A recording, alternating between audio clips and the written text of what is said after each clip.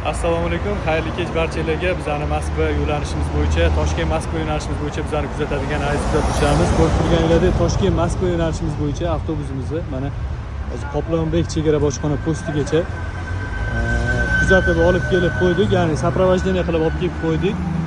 Bu sizlarning ishonchinglarni qozonish uchun yana bir qadam aziz vatandoshlar. Bizda hech qanaqa yolg'on yo'q.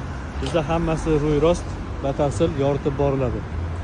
Qoplonbek chegara bojxona postiga esa emas, ozgina vaqt qoldi, ozgina yo'l qoldi. Bemalol siz ham mana shunday qulay komfort avtobuslarda soprovojдение qilingan holda Qoplonbek chegara bojxona postigacha kelishingiz hamda sizlarni bexavotir va muammolarsiz chegaradan o'tishingizni ta'minlab berish maqsadida korxonamiz mutasaddi xodimlari tomonidan mana shunday ishlar tashkil qilingan. Barchalarga rahmat. Bizni kuzatishda davom etinglar.